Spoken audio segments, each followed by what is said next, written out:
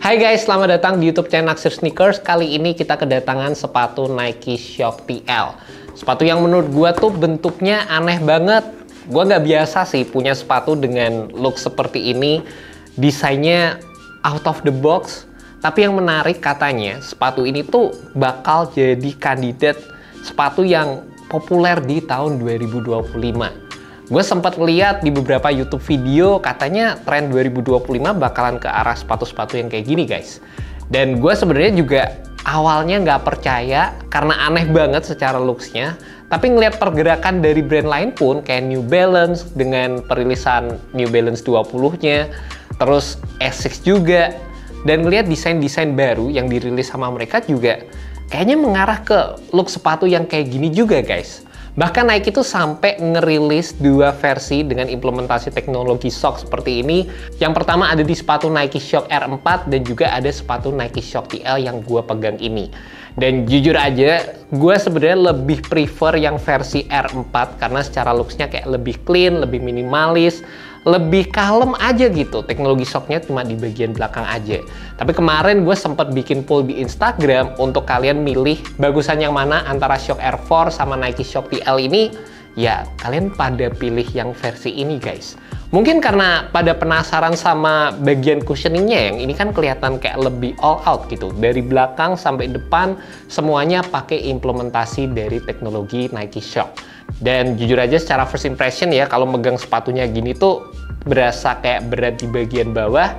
Tapi emang sih nggak bisa dipungkiri secara teknologi ini kelihatan menarik banget. Dan secara first impression waktu pertama kali tahu teknologi ini, di kepala gue tuh langsung kayak kepikiran, apa sepatu Nike itu pakai teknologi kayak per gitu ya, yang bisa mentul-mentul enak gitu. Ya, di video kali ini kita bakal bedah tentang teknologi dan juga kenyamanan yang ditawarkan oleh sepatu ini juga guys. Gara-gara jadi calon sepatu yang populer di tahun 2025, akhirnya kita decide untuk tetap nge-review sepatu ini buat kalian. Dan sepatu ini dijual dengan harga Rp2.669.000. Untuk sepatu daily sih sebenarnya lumayan juga ya secara harganya. Tapi toh emang udah jadi komitmen di Naksir Sneakers untuk selalu menyajikan video-video sepatu yang menarik, terutama dalam upaya kita menuju 200.000 subscriber di tahun 2025 ini guys.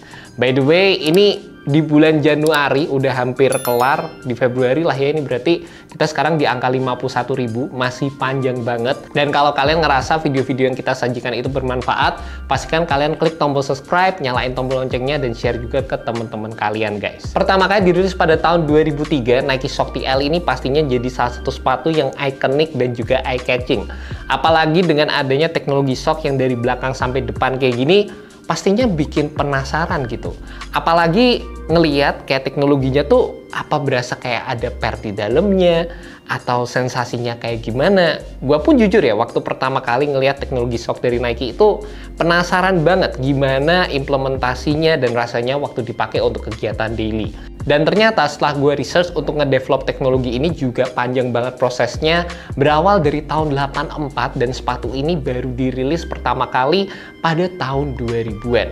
Tapi kalau kalian mikir dengan adanya implementasi teknologi yang bentukannya kayak gini terus sepatunya berasa kayak pakai per, itu juga sebenarnya enggak juga. Menurut gue itu cuma marketing dari Nike aja.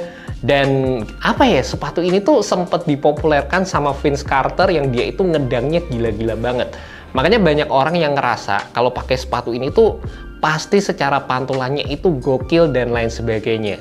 Tapi setelah gue nyobain sepatu ini kurang lebih 3 harian, gue ngerasa ini merupakan cushioning setup yang sebenarnya feel-nya berasa cukup firm dan standar aja secara keseluruhan. Terutama kalau dipakainya itu cuma untuk kegiatan daily, berdiri-berdiri biasa aja, itu sepatunya menurut gue punya cushioning yang berasa cukup basic.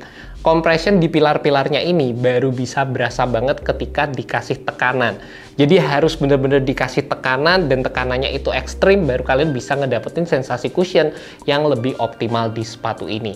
Gue sih ngerasa ya Nike itu emang lebih mengutamakan dari sisi kestabilan juga, karena kalau misalnya sepatu ini nggak stabil juga pastinya nggak enak dipakai. Secara ini juga kelihatan dari sisi konstruksi pilar yang ada di sepatu ini. Di bagian luarnya ini kalian dikasih 4 pilar ya, dan ini kalau kalian lihat dari atas itu base-nya kelihatan lebar banget, itu pasti untuk kestabilan. Dan di sisi dalamnya di sini ada pilar yang lebih gede lagi, secara compression itu lebih berasa, dan itu pastinya bisa memberikan sensasi cushion yang lebih optimal di sepatu ini juga. Dan setelah nyobain teknologi ini, jadi berasanya tuh kayak mungkin teknologi ini tuh jadi awal mulanya Nike bisa ngembangin teknologi Vapor Max. Kalau kalian tahu Vapor Max itu teknologi yang dimana kalian bisa langsung tepat berada di bawah air unitnya Nike, langsung semuanya berasa airnya. Dan itu berasa makin mantep sih dibandingkan dengan apa yang kalian dapetin di sepatu Nike Shox TL ini. Secara pilar-pilar shock yang ada di sepatu ini menggunakan bahan PU dan di bagian dalamnya itu kopong guys. Gua ngerasa Nike itu kayak cari sisi tengah antara stabilitas sepatunya juga.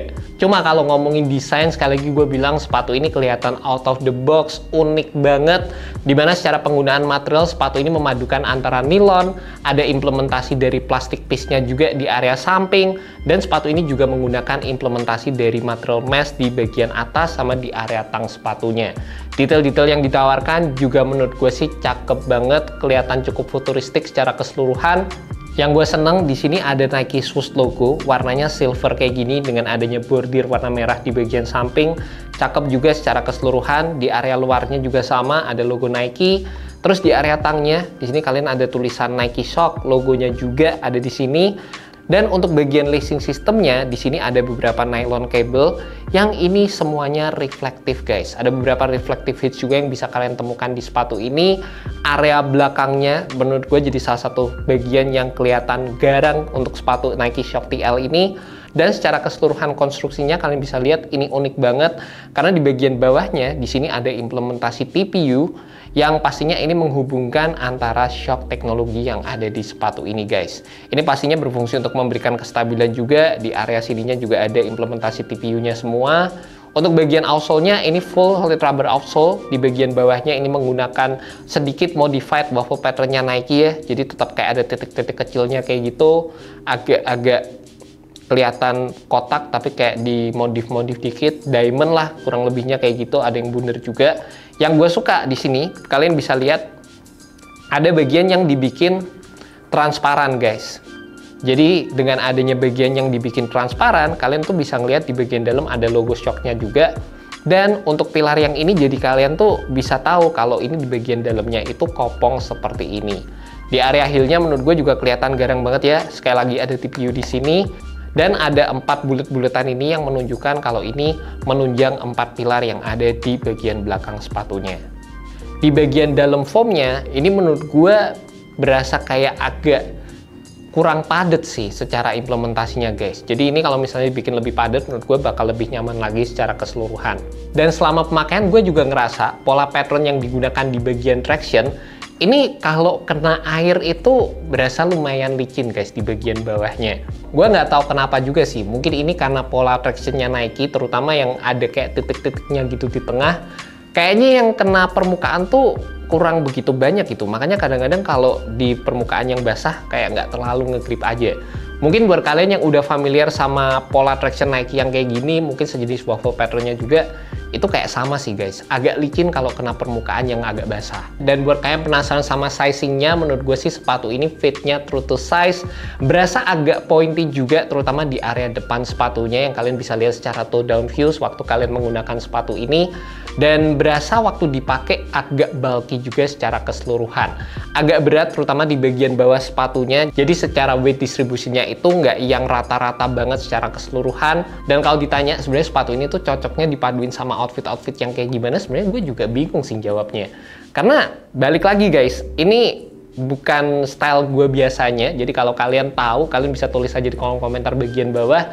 Dan gue juga ngerasa ya sepatu ini bagian midsole-nya atau secara cushioning teknologinya itu nggak akan terlalu user friendly di berbagai macam kondisi. Karena bagian bawahnya ini kalau misalnya kotor, kena lumpur, kena kemasukan tanah, kemasukan pasir, itu bakal susah banget untuk ngebersihin.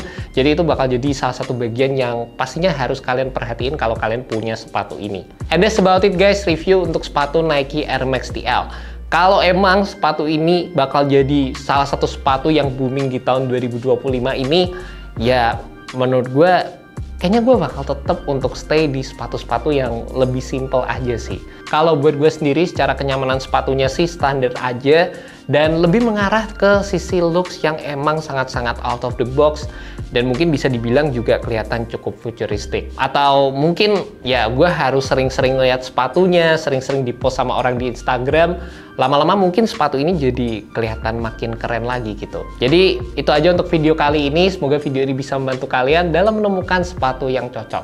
Alright guys, peace.